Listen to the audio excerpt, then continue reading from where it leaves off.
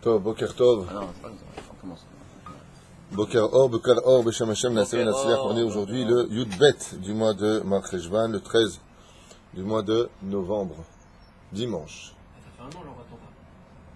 Hein? Ça fait un an les attentats. C'est le 13 novembre les attentats, non? Les attentats de quoi? De quoi tu parles? En France, Il y a eu les attentats. Ah oui, oui. Oui, ça fait un an, exactement. Le Bataclan. Tov, le Bataclan, c'est à Voltaire. Nous, on est à Ashdod, Baruch Hashem, à Kol Beseder. On est dans le Péléouet. Yom Rishon, on étudie en général le Baal Péléouet. Shar Avatranout. On va étudier un petit peu ce qu'on appelle la Vatranout. Mazé Vatranout, c'est tout simplement levater, donc en hébreu, laisser, renoncer. Voilà, c'est le mot que je cherchais à dire. Renoncer. Est-ce que c'est bien de renoncer dans la vie? Est-ce que la Vatranout est toujours positive?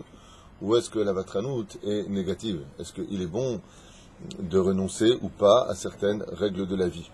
C'est un sujet très délicat au niveau de la psychologie juive, parce qu'on étudie la Torah ici, donc je ne vais pas faire des cours basés sur Freud.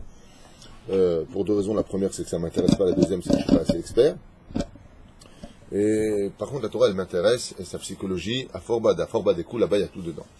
La Vatranout, le fait de renoncer, est quelque chose de très positif, et même qui fait partie des règles de notre Torah, de notre judaïsme, pour pouvoir évoluer. Des fois, il faut savoir reculer pour obtenir le shalom. Comme on le fait, on fait 3 pas en arrière. Comme on l'a dit hier, des fois, il faut partir en arrière, il faut savoir se séparer, renoncer à certaines règles de vie, comme le fit Avraham avec Lot. Il ramène tout le monde sous les ailes de Shrina, puis quand il y a Lot, il se sépare. Il renonce à ce projet de perfection absolue, de créer une entité, un seul peuple, une seule grande famille sur terre, et puis voilà qu'il se sépare de Lot. Des fois, le shalom s'obtient par malheureusement la séparation, l'éloignement, non pas parce qu'on veut tuer l'autre ou ignorer l'autre, mais tout simplement parce qu'il faut qu'il y ait un espace pour que le shalom puisse s'installer entre les hommes. Le meilleur exemple, c'est les frontières entre les pays. Les frontières, exactement ce dont à quoi je pensais, les frontières entre les pays font le shalom dans un pays. Regardez, la preuve en est, depuis que l'Europe a ouvert ses frontières, il n'y a plus du tout de shalom en Europe. Il n'y a plus de paix en Europe. Dans tous les domaines, que ce soit dans le domaine sécuritaire, que ce soit dans le domaine financier, que ce soit dans le domaine comment dire, de l'immigration. Non, mais dans tous les domaines. Social, on n'en parle même plus. Et justement, il faut mettre une barrière des fois, il faut savoir mettre des distances, il faut aussi mettre des fois des règles dans la vie pour pouvoir obtenir Béhémet, un shalom harmonieux, quelque chose qui va t'apprendre à mieux vivre, comme on le voyait dans nos familles d'avant. Papa, c'était papa, maman, c'était maman, il y avait le fils qui était le fils. Aujourd'hui, le fils est devenu papa, le père c'est devenu le copain du fils, la mère c'est devenu la copine de sa petite fille qui sort dans les pubs. Résultat des courses, l'anarchie a complètement fait place et la hiérarchie a complètement disparu. Eh bien, qu'est-ce que ça fait dans les familles? Du n'importe quoi. Il faut que chaque chose, Béhémet, soit mise à la place, y compris les maris à leur place de mari, les femmes à leur place de femme. Ça ne veut pas dire que les femmes sont moins que les hommes, mais ça veut dire qu'un mari, ça reste un mari. Une femme se doit d'écouter son mari. C'est-à-dire, et un homme se doit de gâter sa femme, d'écouter sa femme, de choyer sa femme, de faire rire sa femme. Si on arrive à respecter Bezrat Hashem, ces équilibres de la vie, tels que la Torah nous l'a enseigné, eh bien, on arrivera à de bons résultats. Donc la Vatranout, c'est bien, c'est super de renoncer. Il y a aussi des règles de la vie qu'il faut pousser. Car vous savez que nous avons tous un potentiel extraordinaire. Nous avons des choses en nous qui sont non exploitées toute notre vie durant. Et on n'a pas le droit de renoncer à cela. Ça veut dire qu'on n'a pas le droit de se laisser influencer par l'extérieur, qui nous feront croire que nous ne sommes capables de rien. Comment dire? Alors Finger avait donné un très bel exemple de cela en disant que un jour, un roi, sur tous les sujets qu'il avait, tous ses royaumes, avait choisi une personne qu'il avait scrutée personnellement. Il avait observé le jour comme la nuit, il avait fait suivre dans tous ses débats. Et puis il a décidé de faire de lui son premier ministre. Et tous les gens qui étaient autour lui ont dit « Mais non, mais tu ne te rends pas compte, tu ne sais pas ce que c'est, tu ne sais pas ceci, tu ne sais pas cela. » Alors le roi il lui a dit « Tu ne devrais pas te laisser influencer par les autres. Si moi je pense que tu es capable de devenir le Premier ministre après toutes les enquêtes que j'ai menées sur toi, c'est que je ne me trompe pas. Moi j'ai des services secrets que les autres n'ont pas. Ainsi dit le Créateur du monde. Si je t'ai choisi sur terre pour que tu aies un rôle à jouer, pour que tu puisses devenir ce que tu dois devenir, alors n'écoute pas les autres. Tous autant que vous êtes, vous pouvez être de très grands personnages, aussi bien dans la Torah, que d'excellents maris, que d'excellents papas, que d'excellents Be'ezrat Hashem, créateurs de systèmes, de bonnes choses, de bons éléments sur terre. Il faut simplement y croire. Et ça fait partie des choses sur lesquelles on n'a pas le droit de renoncer. Alors sur quoi, Bémet, on a le droit de renoncer? Prenons encore une chose sur laquelle on n'a pas le droit de renoncer du tout, David, d'après toi. Le chinour, absolument. On n'a pas le droit de renoncer au chinour spirituel. Pour le shalom, alors je laisse faire ma femme qui veut inscrire les enfants dans une école chilonite ou une école mélangée. Sur ce, on n'a pas le droit de l'évatel. On n'a pas le droit de renoncer pour le shalom. Il y a des moments où le fait de renoncer devient un péché. Pourquoi tu as laissé faire les choses? Pourquoi tu as baissé les bras? Ne baisse pas les bras. Il y a des éléments sur terre sur lesquels on doit se battre pour cela. Donc tout ce qui est spirituel, on ne doit pas renoncer. Tout ce qui est matériel, par contre, qu'est-ce que tu vas prendre avec toi? Astere, Bezrat Hashem, Beyachad Evater, Mimamono, Letzdaka. Ici, le premier élément que nous prend le Rav, et Rabbi Eliezer Papo nous dit, Vatranut im midat tova, le fait de renoncer est une bonne vertu. Shu vatran bemamono. Comme quoi, par exemple, pour l'argent. C'est bien d'être mevater al mamono. Les dvar mitzvah, pour faire une mitzvah, tu as de l'argent sur toi, il y a une mitzvah à faire, alors tu renonces à une partie de cet argent dans tes poches pour pouvoir accomplir une mitzvah, comme la tzaka ou le gmut chasadim. V'chol ha-mitzvot kitikunan, comme d'acheter un beau loulav, d'acheter Bezrat Hashem un beau cadeau à son épouse pour les 3 fêtes, entre autres. ולמפורסמות אין צריך ראיה. בכל העולם מאמינים שהמוציא הוצאות לדבר מצווה הוא מלווה השם בריבית לערך 1000 ל-100. Tout celui qui est considéré comme étant Bezrat Hashem donnant de la tzedaka par son argent, il est considéré comme pouvant emprunter à Hashem, où Dieu lui donnera 1000%. 1000%. Pas 1000%. 1000 pièces pour 100 pièces, c'est ça que ça veut dire. Veilloter, 10 fois plus. Quand tu donnes à Hachem, Hachem te rembourse 10 fois plus dans l'année ou dans les années qui viendront ce que tu as dépensé. On dit la Gemara, un homme ne sera jamais appauvri de la tzedaka qu'il a fait. Jamais. Jamais un homme pourra dire, je donne de la tzedaka, je suis devenu pauvre. Non. Tu as donné de la tzedaka, tu récupéras cet argent. Si tu es devenu pauvre, c'est que tu as dit des bêtises ou tu as fait des bêtises. Ne mélange pas tout. Yaolam, lo yomar adam, jamais un homme ne dira, je suis devenu pauvre à cause de cela. D'abord, she'en lo kitzba, ve'ochel perot ba'olam hazeh, osher v'chavod v'keren olam haba. Non seulement il prend du plaisir dans ce monde, non seulement il aide dans ce monde, mais il mangera de ces fruits-là et le salaire total lui sera réservé pour le monde futur. Abishat ma'aseh kach lo ya'aseh. Yetzer samuch hu, otse libo yikshe b'choshech yichuseh, ve'lo yir'eh ki tov lefi rov ha'ma'aseh. Il va mosif mosifim lo, ve'im pochatim lochatim lo. Il dit, il y a un klal qu'on doit retenir à vie dans le fait de renoncer à son argent pour soutenir la Torah, que plus une personne renoncera à cela, plus on le rajoutera dans le ciel.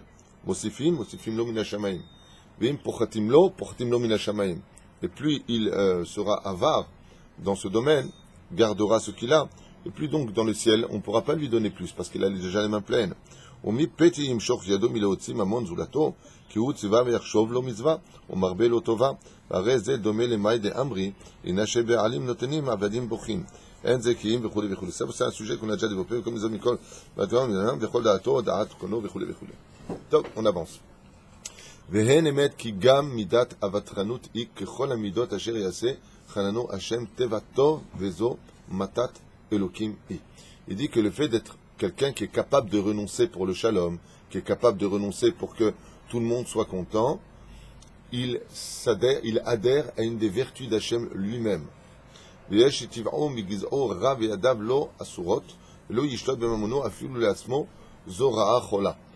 des gens, il dit à propos de cela, pour finir avec le domaine de l'argent, qui sont tellement mauvais et atteints de cette maladie, que non seulement ils ne sont pas vatranim sur leur argent à eux, pour les autres, même pour eux-mêmes. Ils sont atteints de l'avarice, même pour eux-mêmes. Ils ont de l'argent et ils vont vivre pauvrement. Ils vont vivre bêtement comme ça toute leur vie, pas à dépenser, à se montrer aux yeux des autres, bien sûr. Il dit Zo chola ra'a me'od. C'est une très mauvaise maladie. C'est là. Pourquoi bizarre? On aurait pu penser que pour soi-même, c'était plutôt bien. Non, tu n'as pas compris. Le premier cas, c'est qu'il ne donne rien aux autres. Alors au moins toi, même toi non. Ah, c'est ça que je comprends pas. Pour les autres, je comprends. Mais pour soi, Non, c'est un calvachomer. Tu ne comprends pas le Inyan. C'est ce qu'a dit Rabbi Akiva quand il est venu demander de la tzedaka à Rome pour pouvoir nourrir les yeshivot à l'époque, les juifs de Rome, pour pouvoir apporter l'argent à Jérusalem. Il est rencontré une personne comme ça qui était très très riche, qui avait une très belle maison, et il dit à son fils, apporte-moi ce qui restera du chouk. Ne prends pas les meilleurs, attends la fin. Rabbi Akiva était dégoûté. Il dit, alors toi non seulement tu donnes rien aux autres, mais en plus même pour ton fils, pour toi tu donnes rien, au moins ça. Tu comprends? Mais lui, il a expliqué le vieux après, plus tard, il a dit à Rabbi Akiva, non, je ne veux pas que mon fils soit aveuglé par l'argent, je l'éduque à se satisfaire du minimum, mais pour la Torah, je donne tout. Donc ça, c'est autre chose. Zohar, כידוע ממה שהביא בספר קו הישר, בעשיר שהיה זהיר במצווה מדלה וכו' וכו'. והנה, מי שמכיר בעצמו מידה רעה שהוא קילם ועינו רעה, וכן לעניין מום רע ופתע טועה, דבר טוב נמצאו בליבו ירחיל בקרבו ויש תקווה שישוב בתשובה וכו' וכו'. J'avance parce que ça parle toujours pour l'instant du même sujet. וזה כלל גדול מעון מגדול לכל מידה ומידה. לכל סדר העבודה ידע נאמן על אותו ומנה, כי גדלה חובתו לעבוד.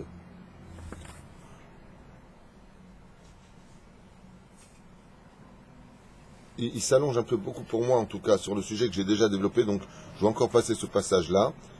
Et il parle maintenant de la vatranut beinyan, la vatranut lidvar mitzvah, yochal kol ish latzet yedeh chova. זכיתי בה, כי יש לדבר קצבה אחד ממעשרה, והוא יזוהה דרך שרה, ואחד מחמישה זו מידה קדושה, עושר וכו' וכו', ישוב ולא נגמר, טוב, il continue encore sur le même sujet à expliquer, ואהבת לרעך כמוך, הגבאים דקדקו ממון הציבור, il parle encore de l'argent, il n'y a pas que l'argent sur lequel on doit le vatran, הוותרנות בבית גזירת יהלום, נזקים הבאים, לכלב ולקמצן. טוב, ça on l'avait déjà vu, לא יצמצם בביתו, כדי ליתן צדקה, encore sur la tzedaka, נגן ילמד מידות המלך, décidément, תוכחה לעשירים שלא נותנים צדקה. Bon, alors apparemment, tout son shiur est basé sur l'argent, alors qu'il y a beaucoup d'autres choses sur lesquelles un homme doit être vatran. Par exemple, le domaine des mitzvot ou des averot. Malheureusement, je n'ai pas encore lu le Péléouaj, je le fais avec vous, mais là, tout son contenu est basé essentiellement sur le domaine de l'argent, les vater à la kesef. Je ne sais pas pourquoi, alors qu'il y a tellement d'autres sujets sur le domaine de la vatran. Ken, est-ce que par exemple, on pourrait les vater al mitzvah pour pouvoir vivre un shlom bait? Ken, tu dis oui, toi? Maintenant, si ta femme elle te dit j'ai envie d'allumer la télé Shabbat, alors quoi, tu veux lui dire oui pour la paix? Le Rav Shalom Arouche, il a donné un jour par rapport à ça. Il dit ça dépend, tout va dépendre de l'endroit où elle est. Si ma femme demandait Tout le monde en haut. Si ma femme demandait. Est-ce qu'on a le droit de les vater à une mitzvah? Est-ce qu'on aurait le droit de renoncer à une mitzvah pour le shlom bait? Je crois que oui, ça va dépendre. Ça dépend de Hachem quelle elle est. dit de cacher son fin de. Non. Alors, il faut faire attention à ça. Dieu, il demande effectivement qu'on efface son nom pour le shlom bait à propos de Mesota. Alors, il faut remettre les choses dans le contexte. Une femme que le mari jalouserait, ou sur lequel il y aurait un doute, c'est une mitzvah de prendre le nom d'Hachem pour préparer Maïma Me'arerim et d'effacer ce nom pour le mettre dans l'eau lustrée que la femme boira. Mais ça ne veut pas dire les vater. Parce que le fait d'effacer le nom d'Hachem dans un doute d'une union interdite prescrite par la Torah, c'est une mitzvah. Donc est-ce qu'on a le droit de renoncer à ça pour ça? Hein? Oh, il dit ici, on a le droit de mentir pour le shlom bait. Non, ça s'appelle pas mentir, ça s'appelle chokhma. Ça s'appelle chokhma. Ça s'appelle chokhma. Ça veut dire quoi? Les daber bechokhma. Comme le dit, vous le verrez dans la paracha qui suivra, Be'ezrat Hashem, quand Yaakov vient dire « Je suis Esav, ton aîné », Rashi dit « Diber bechokhmeta ». Il a parlé bechokhma. Ça ne s'appelle pas, il a parlé avec sagesse. Il a évité un dégât, parce qu'il devait prendre cette bracha, son père n'avait pas compris que c'est Yaakov qui devait prendre cette bracha. Le Hémet est sorti, la Shrina accompagnait Rivka, il a compris que Dieu était dans les plans, donc il va parler bechokhma. C'est pas un mensonge. Sinon, on n'aurait jamais dit Vatiten Emet le Yaakov. Pourquoi Dieu dit que Yaakov s'appelle Emet? Parce que Yaakov n'a jamais menti. Alors comment tu dis qu'il n'a jamais menti alors qu'il a menti? Rashi ainsi que Ankelos disent Bechokhmeta. Il y a des moments dans la vie, il faut savoir contourner les mots avec sagesse. Et de quelle façon? Il lui dit, tu es Esav? Il dit, Ani. Regardez bien le Ta'am, après il s'arrête. Ani. Ani c'est Ani. Moi c'est moi. Esav, Bechorecha. Esav est ton aîné. Donc dans le texte de la Torah, hein, tel que tu le lis, il ment pas. Il dit, moi c'est moi, Esav c'est ton aîné. Si tu veux, tu vas savoir. Alors c'est quoi? Ça s'appelle Gezel Da'at. Tu me voles ici au niveau de l'esprit. D'accord? Mais dans un cas de Pikuach Nefesh, si Esav avait pris la Bechora, Oy Vavoy, ce que nous aurions nous subi jusqu'à la fin des temps, et plus que la fin des temps, puisque les bénédictions de Yitzhak viendront Bezrat Hashem pour l'infini après. On n'a pas encore vécu les bénédictions d'Yitzhak jusqu'à aujourd'hui. Quand viendra Mashiach, enfin les bénédictions de Yitzhak viendront sur la tête de chaque juif. Mais pour l'instant, tout ce qui a été promis, on sera les rois du ciel et de la terre en tant que juifs. Vaïten lecha Elohim, mital hashamaim, umishmarene haaretz v'rov dagan v'tirosh, yarvducha amim v'ishtachavu lecha leomin. Où est-ce qu'on vit ça? Est-ce que vous voyez qu'un juif, quand il passe, tout le monde se prosterne devant lui? Il y a ça? Il n'y a pas ça. Donc tout ça viendra à la fin des temps. Et Rivka le voit, elle comprend que et ça, donc Asher Cohen, il est pas satisfait de ça. Malgré tout, non mais il dit malgré tout, il y a de la ramaout, quelque part. Il y a de l'arnaque, on est d'accord. Il y a de la tromperie. Alors, hier, comme tu étais là Shabbat, on a expliqué pendant le cours, grâce à Dieu, que tout est mida keneged mida lo batla. Qui est le premier à avoir commencé à tricher constamment? Esav. Qui est venu tromper pour avoir la Bechora, se faire passer pour un tzaddik? Papa, comment on prélève le sel et la paille pour donner à mon frère? N'est-ce pas Esav? C'est quoi tes armes, Esav? C'est le mensonge? C'est l'arnaque? C'est la tromperie? Avec les mêmes choses que tu as appris, je viendrai moi aussi devant. Tu peux pas me le reprocher. Puisque c'est comme ça que papa a dit oui, je vais donner la bracha. Parce que t'es un tricheur. Alors je vais venir en tant que tricheur. Avec le tordu, soit tordu, dit le Teilim. Non, c'est pas comme ça? Ok? Mais c'est ça au départ, ça ne revenait pas directement là-bas. Je comprends pas ce que tu dis. Et ça, il est Bechor. Ça ne revient pas automatiquement au départ. Hein, au départ. Être Bechor dans le judaïsme, ce n'est pas simplement être le premier. Être Bechor dans le judaïsme, c'est être celui qui est l'exemple. Pourquoi tu ne poses pas la question pour Yehuda, quatrième des fils, qui est roi d'Israël? N'est-ce pas le Bechor qui doit être roi? N'est-ce pas ton Bechor d'être Kohen Gadol? Pourquoi c'est passé à Lévi, troisième des fils? Parce que Réhouven s'est disqualifié en tant que Bechor. D'accord? Vous nous donnez plus d'indications Sûr. sur le tordu, faut être tordu, plus d'explications. C'est dans le Teilim, on lira tout à l'heure si tu veux. D'un autre côté, les nations du monde, elles se concernent. Il y en a qui sont pas allés dans les tunnels. Donc, vraiment, ils sont, De quoi? les nations du monde, elles se concernent. Il y en a qui sont pas allés dans les tunnels pour qu'ils s'en aient devant Israël. C'est un C'est un homme. bon début.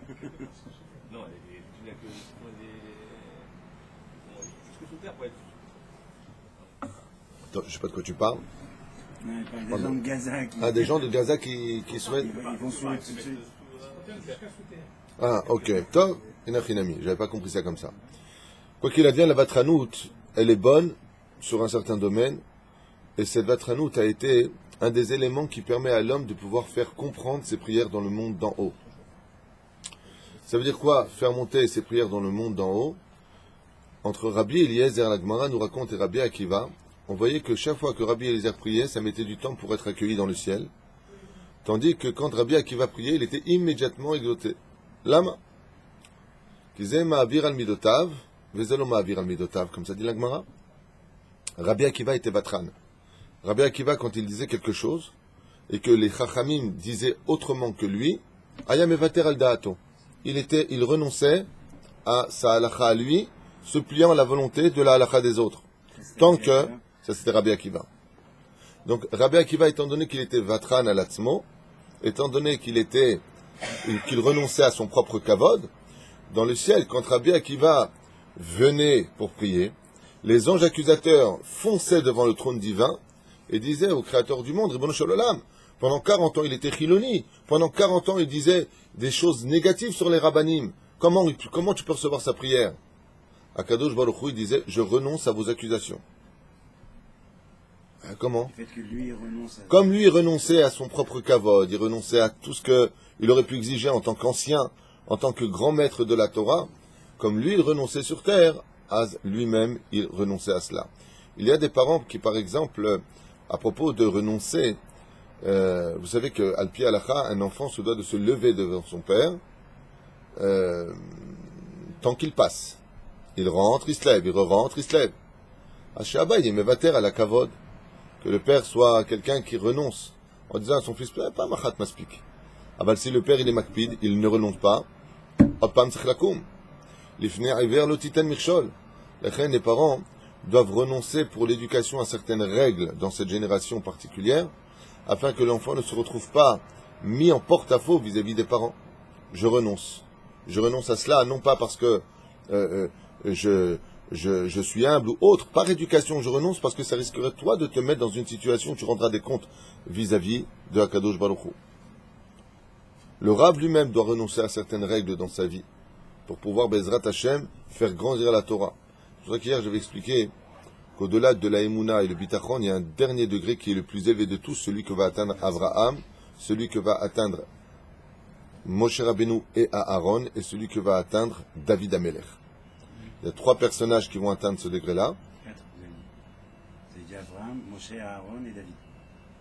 Nous, Az. Et vous avez dit 3 personnes. Oui, 3 personnes parce qu'ils ont dit les deux en même temps le même verset. Donc ça fait 3 versets. Tu as raison, au niveau des personnages ça fait 4, mais au niveau du verset ça fait 3. Qu'est-ce qu'a dit Avraham Avinu? Anochi afar va efer. Je ne suis que poussière et cendre. C'est-à-dire, ça veut dire que le fait qu'il ait renoncé à sa propre existence à lui a permis à Abraham de devenir Abraham le grand. Abraham, l'aimé de Dieu. Le deuxième qu'on ait vu, c'est Moshe et Aaron qui ont dit Venachnu ma. Que sommes-nous? Ma. Rien. Comme tu dis, comme miata, ma'ata bichlal. Ma. Ça veut dire l'inexistence. Et David Amelech, qu'est-ce qu'il a dit? Ani tolaat velo ish. Je suis un ver de terre et pas un homme. Je ne sais pas si vous comprenez les mots.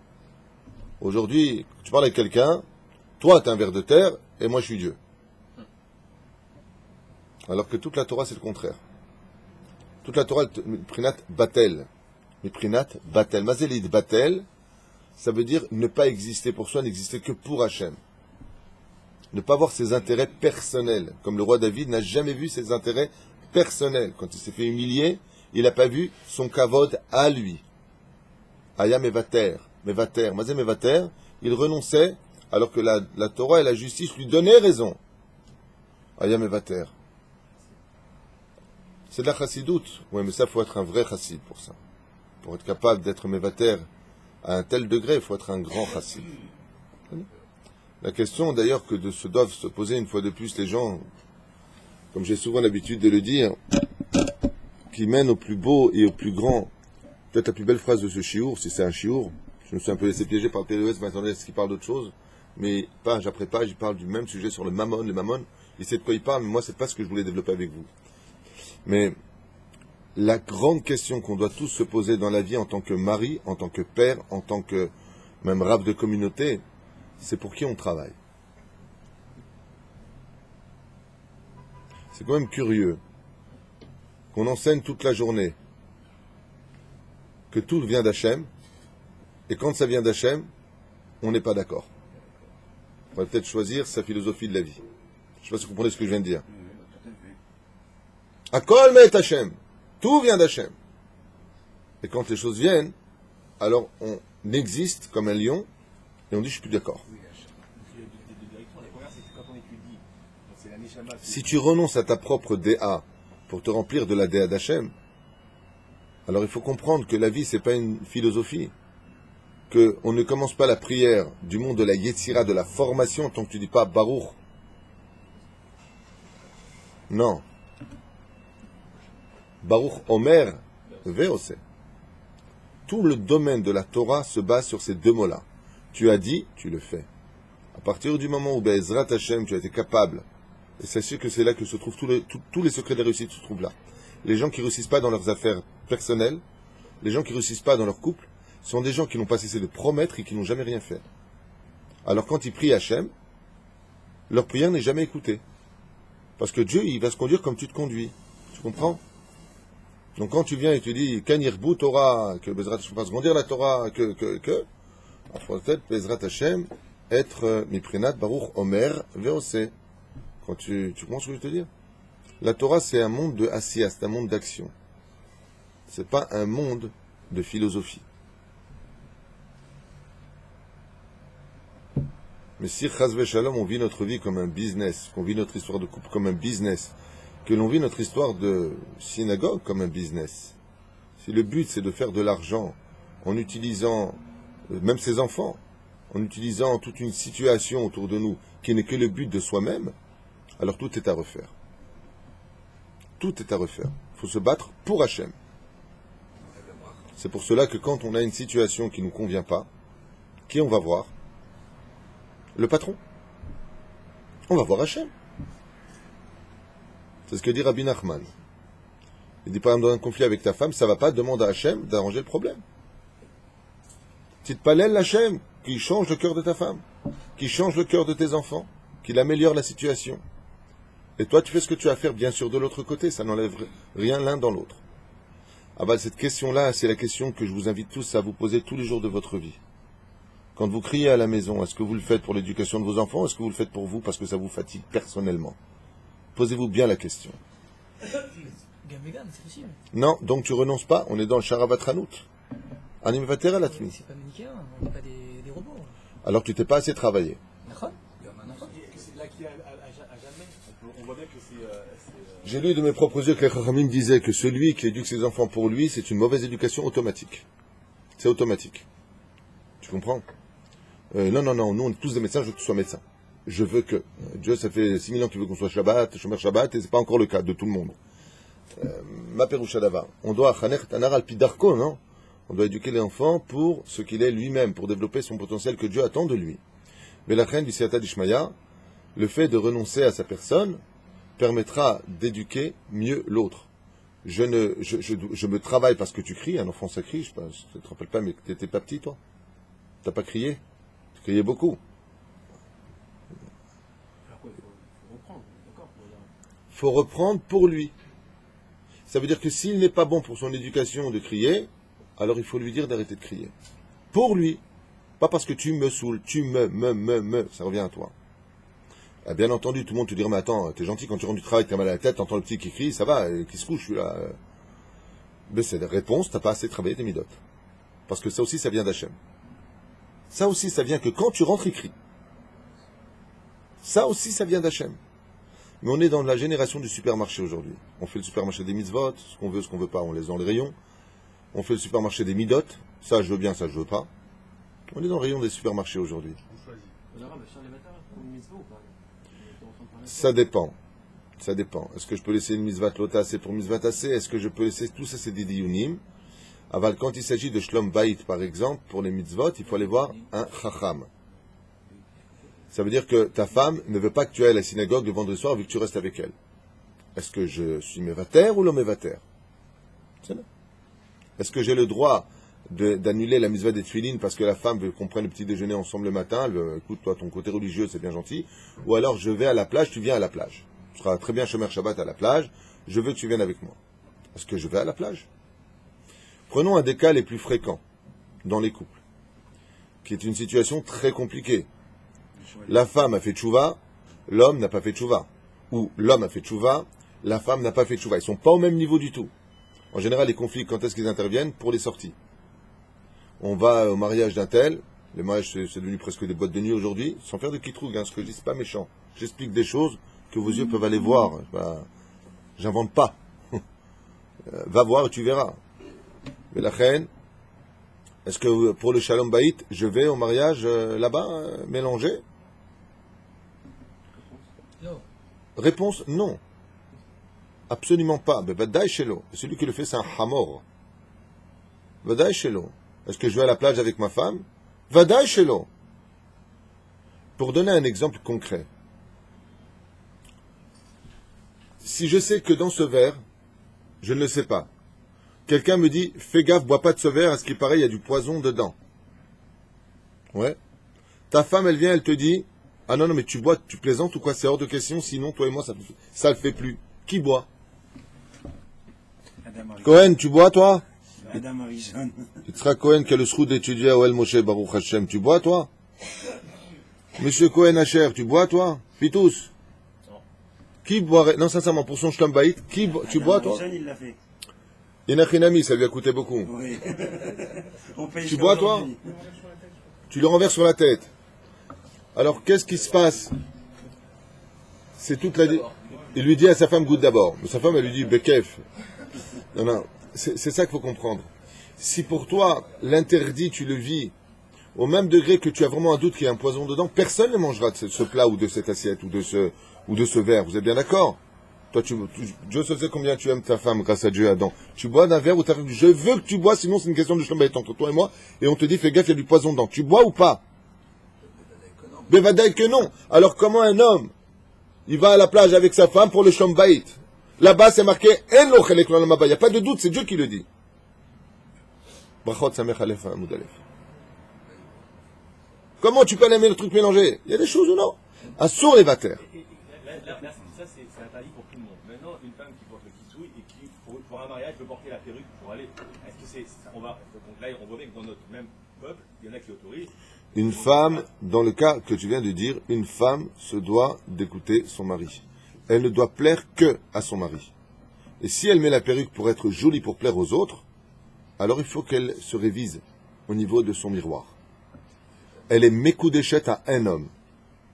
Comme grâce à Dieu, mon épouse hier, quand elle est sortie pour venir au cours avec moi ici, elle est sortie de la chambre disant « Zébé Seder, je te plais comme cela ?» C'est ça être un couple. C'est exister pour l'autre. Comme on dit Migan Eden Mikedem dans la choupa, quand on marie un couple, on dit toujours soyons comme Adam et Ève dans les bénédictions. Mais pourquoi faire? Il dit parce qu'à l'époque de Adam et Ève, il n'y avait pas d'autres hommes, il n'y avait pas d'autres femmes. On ne cherchait à plaire que l'un à l'autre. C'est ça la perfection d'un couple. Donc si le mari dit à sa femme ça ne me plaît pas, la femme se doit de changer. Et il faut savoir qu'une femme qui ferait une chose pareille, c'est considéré comme si elle a fait une mitzvah d'une ampleur hors du commun. Mais comme on est dans un monde d'orgueil, mais ça va pas, non. Mais je lui ai demandé, moi, comment il s'habille, celui-là. 50% de divorce avec cette façon de penser. C'est pas intelligent. Une femme doit plaire à son mari. Chérie, est-ce que je te plais comme ça? C'est des cédères. Maintenant, si le mari dit à sa femme, ah non, pas du tout, trop religieuse, trop long, non, non, tu mets un truc très court, ok, juste au niveau des Pitom et Ramsès, tu vois ce que je veux dire? Dans ce cas-là, qu'est-ce que fait la femme? Elle écoute son mari? Absolument pas. Hein? À la rabbanout. Sa mari dit à sa femme, il y a des gens comme ça, qui adorent montrer leur femme comme des kleps. Donc c'est pas une blague. Je vais te dire une chose que j'ai jamais dit encore, enfin si ce n'est que à quelques personnes seulement. Même quand j'étais Chiloni Gamour, quand j'étais mamache pas religieux du tout, c'est des choses, même à Jean Lépin, quand on était enfant, c'est avec que Dieu me pardonne pour les mots que je donne, quoi. Mais il y a des moments où vraiment, au niveau de l'esprit, même non religieux, j'arrive pas à comprendre. J'arrive pas à comprendre. Comment tu peux être avec quelqu'un que tu te dis aimer et tout le monde la regarde? Et la fille, elle est en... Je dis les mots tels que... Hein. Non, parlons clairement. Elle est juste en slip et en soutien-gorge, devant tout le monde à Jean Lépin. Et tu parles de mariage avec... Ça te dérange pas qu'on voit ta femme? Je sais pas. Azov la Torah. Azov la jalousie. Je sais pas, je sais pas, il y a... Non, Azov... Je sais pas. Non, c'est même... Je sais pas comment expliquer les choses. Il reste plus rien pour toi, t'as tout partagé avec tout le monde. C'est de la bêtise de la personne. Je voudrais vous poser une question. Allez, je vais la faire à la tunisienne. Tu as de l'argent dans ton coffre. Tu ouvres ton coffre et tout le monde peut le voir, ou tu fermes ton coffre et tu mets un tableau dessus pour pas qu'on voit? Ben, c'est clair ce que je suis en train de dire. T'as un diamant. Tiens, regarde, t'as un diamant. Tu l'as dans la poche, ton diamant. Tu marches comme ça, Alain, dans la rue?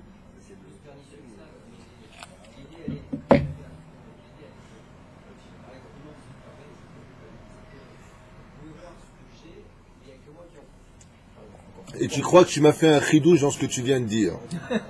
Excuse-moi, là, mais je réverbère ou tu dors au thé? Tu crois que ce que tu viens de dire, c'est un chidouche? Regardez, Makam, c'est ce que je viens de te dire. Donc, j'ai un caillou. Et qu'est-ce que j'ai dit juste avant? Quelqu'un qui sort son kleps. Ça veut dire que la valeur de sa femme, c'est rien d'autre qu'un animal. Et c'est pour ça que quand Dieu a créé l'homme et la femme, il a créé nu, animal, c'est marqué Zachar ou Nekeva, masculin, féminin, qui est un terme employé pour quoi? Les animaux. Pour les animaux. Donc de là, tu apprends qu'un homme qui n'a pas de problème à montrer sa femme dénudée aux autres est un homme qui sort son petit animal. Parce que la seule différence entre le monde des animaux et le monde des hommes, des humains, c'est que l'homme s'habille, l'animal ne s'habille pas. Ce qui fait qu'une femme qui se montre en public, ou un homme qui se montre en public chez les femmes, d'accord? Quoique c'est déjà pas interdit, on ne parle pas de s'ils sont à la piscine, un homme peut être devant des femmes, sauf selon le Ramban, qui est contre cela. Aval Kikar Minadine, il n'y a pas de problème. Aval une femme qui se montre dénudée devant des hommes. Regardez ce que dit la Gemara. Ken. Ça veut dire que si une femme est habillée à la plage et qu'il y aurait des hommes, elle pourrait, mais c'est pas un exemple, c'est un Chilou Lashem. Aval Apidine, Ken. Prenez juste un exemple, pas de moi, parce que ça fait fanatique. Le mec qui m'écoute, il dit, oh là, Yala Tola Khomeini. Regardez ce que dit la Gemara. Il y avait une femme qui était très pieuse. C'était la fille de Rabbi Hanania ben Teradion. Elle était très pieuse. Extrêmement pudique. Mais très jolie aussi. L'un n'empêche pas l'autre. Et alors qu'elle marchait, il y a deux Romains qui étaient assis sur le talus de la route et qui l'ont observée. Elle avait une démarche très princière comme ça. Qu'est-ce qu'elle a fait? Elle a entendu ce qu'ils ont dit. Waouh, regarde comme elle marche bien celle-là. Elle a pas montré ses jambes, hein. Elle a continué à marcher, mais comme elle a entendu ça, écoutez bien ce que dit la Gemara, pas David Twitou. Elle a encore plus amélioré ses pas. Ça veut dire qu'elle a entendu deux mecs qui ont dit waouh, regarde comme elle marche bien celle-là, waouh. Ouais. La Gemara nous dit, écoutez bien la suite, ça fait peur. Mais la Torah, la Torah, elle est vraie. Celui qui n'est pas d'accord avec la Torah, c'est parce que lui vit dans le faux. Tu es tellement assimilé, sans te juger, j'explique. Parce que je viens de ce monde, j'ai connu ce monde. Dans le prêt-à-porter, je sais de quoi je parle. C'est un monde où on est tellement assimilé que le mec qui est dans le vrai, on dit mais il est dans le faux. Exactement ce qui se passe aujourd'hui. La Gemara nous dit qu'à cause de cette Avera qu'elle a fait, Avera, c'est pas qu'elle a levé un petit peu qu'on voit son mollet, hein. Elle a continué à marcher, pudiquement parlant, seulement elle a amélioré son pas. Elle a amélioré son pas parce qu'on dit Kama Naim Tzadea. Combien ils sont beaux cette façon de marcher. Qu'est-ce que Dieu a fait de cette fille? Le créateur du monde, Akadosh Baruchou, le miséricorde de Dieu. Qu'est-ce qu'il a fait Hachem? Hein? Il l'a fait enfermer dans une maison rose. Et oui, c'est ce que tu veux qu'on te regarde? Alors quand elle a été libérée, étant donné qu'elle n'avait jamais connu d'homme, qu'elle était pudique, elle a pu être sauvée dans la maison rouge, elle n'a jamais été touchée par une autre personne. C'était la fille de Rabbi Hanania ben Teradion. Et Baruch Hashem, elle a été libérée. Tout à fait. Aval sur quoi? Posez la question, le Chacham me pose la question, il dit comment la fille d'un tel rave, tellement pudique, tellement sur ses gardes, comment Dieu l'ait laissé rentrer dans une maison rose? Comment? Réponse, parce qu'elle s'est sentie observée, elle a amélioré ses pas. Pas elle s'est montrée nue. Alors, ce que je dis est très très dur. Il faudrait renoncer à beaucoup de principes d'assimilation, de clipotes que nous avons sur nous. Aval, ça, c'est le chemin de la Torah.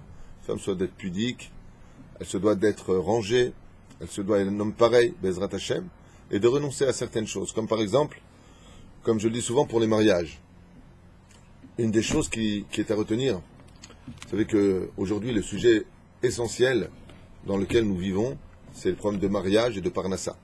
C'est les deux pôles noirs de la société dans laquelle on vit. Rien ne va plus dans la parnassa, en tout cas pour beaucoup de monde, et rien ne va plus dans le shlom bayit, et ce aussi pour beaucoup de monde.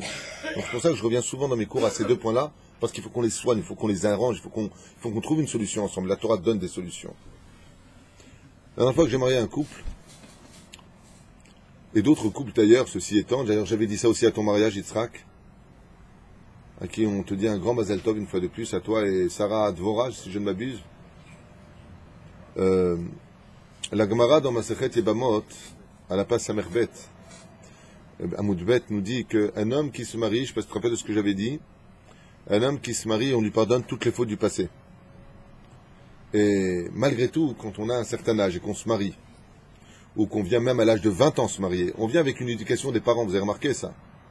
Maman nous a appris ne pas faire comme ci, ne pas faire comme ça. Mais quand tu te maries, l'autre aussi, elle vient avec des principes de l'éducation qu'on lui a donnée. Les sages nous disent quelque chose de très important à retenir à propos de renoncer. Dieu il dit, maintenant que tu te maries, je renonce à toutes les fautes de ton passé. Pour kakimlo et kol avonotav ou mochalimlo al kol avonotav. Il y a deux gmarot sur ça. Un, il est marqué, on enferme dans une bouteille les fautes que tu as fait, on met un bouchon. Ça veut dire que si tu recommences après le mariage, on redébouche. Et l'autre Gemara nous dit tout simplement, on lui efface les fautes, mais va trimala averot shelo, qui viachol, on lui pardonne ce qu'il a fait. Ça veut dire que son mazal se renouvelle le jour de la choupa, comme vous le savez. Et je mets souvent en garde les couples. Je leur dis, fais très attention. Si Dieu renonce à ce que tu lui as fait contre ses lois à lui, le jour de ton mariage, renonce aussi à tous tes principes et tes éducations à toi. Construis un nouveau monde, sans dire demain, non, mais moi j'ai pas l'habitude, hein. Non, moi c'est pas comme ça chez moi. Oh, c'est pas chez toi, c'est chez vous. Oh, le passé il a été effacé, qu'est-ce que tu le ramènes? Si tu reviens avec les principes du passé, envahir l'avenir, alors ne ramène avec toi aussi toute la vérote, tu veux les payer aussi? Non. Alors ne fais pas le supermarché de ça je veux pas, ça je veux. Quand tu prends un package, tu prends tout ce qui va avec. Tu viens de prendre la femme que tu viens d'épouser, tu viens de prendre le mari que tu viens d'épouser, tu laisses tomber tous les principes d'avant pour construire un avenir ensemble. Mélanger les cultures, et tout cela bien entendu, alpi alacha. Comment renoncer à des valeurs d'éducation? N'y renonce pas. Tant que ce que tu fais est alpi alacha, tu retrouveras toujours les mêmes valeurs. C'est comme le chat qui retombera toujours sur ses pattes, même si tu le lances de façon cabriolet. Zéperouche Adavar, que dans la vie, il n'y a pas de « non mais moi j'ai pas l'habitude »,« non mais moi chez moi on faisait pas comme ça ». Mais t'as qu'à retourner chez toi, fallait pas te marier.